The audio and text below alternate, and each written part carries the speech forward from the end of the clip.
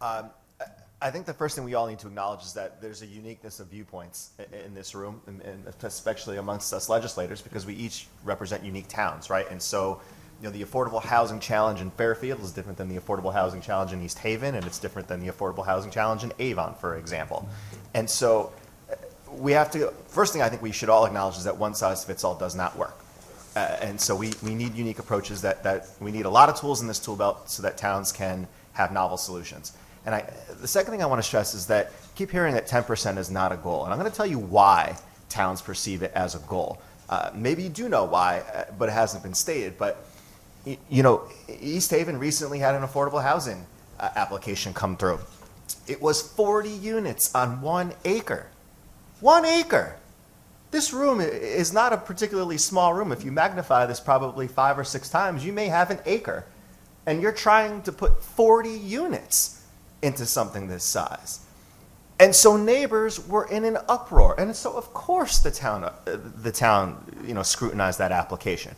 It ended up in court pursuant to 8-30G, costing the town thousands, probably tens of thousands of dollars in legal fees. Why did it end up in court?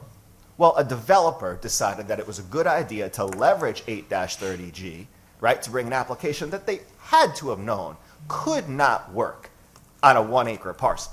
There's just no possible way you can really put 40 units on 1 acre in a suburban neighborhood surrounded by small capes on, postage stamp slots, maybe, a tenth of an acre, 2/10 of an acre.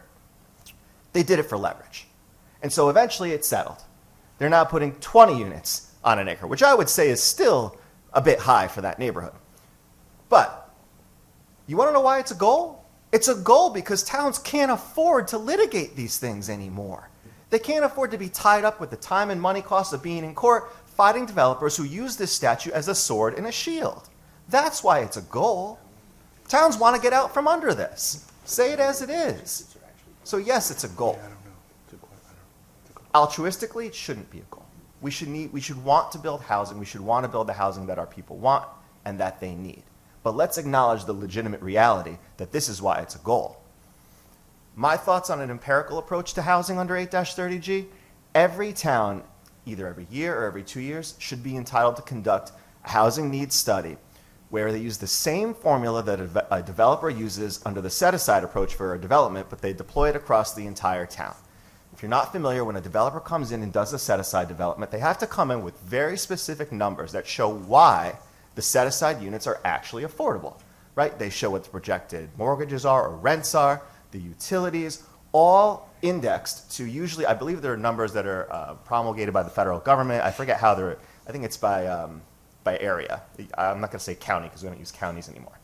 But the developer does that, and they establish the fact that these units are affordable. Every town should be entitled to do that based on their entire housing stock. Because I'll tell you what, in a town like Fairfield, that may not work. You may not identify naturally occurring housing units, affordable housing units, as readily. But in a town like East Haven, where we have, I can't even tell you how many 3-bedroom, 1-bath capes we have that I guarantee are affordable. I know they're affordable because I do real estate closings, and I represent countless clients who buy these properties with CHFA loans. And they're thrilled to be able to do that. We have great, robust housing resources in Connecticut that I'm so grateful to have, right? So if you allow a town to do that, it would require re-indexing the denominator or re-indexing the 10% for those towns, saying, okay, so maybe you do have substantially more naturally occurring affordable housing. Maybe we need to give you the option to change that number to 15 or 20% in your town.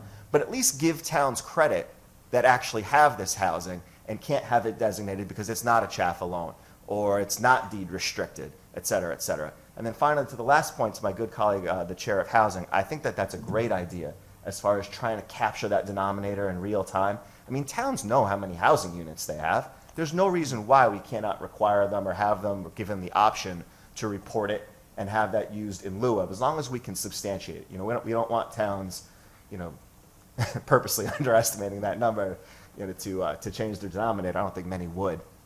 But I think that's a great idea, and I think that's an easy goal as far as giving towns more accountability. It's probably something we could all agree on because it's pretty simple. It's just simply about reporting. So I'm going to take probably the rest of the time to listen, but I appreciate the diversity of viewpoints. And a lot of the great ideas that I've heard so far. So thank you for the opportunity.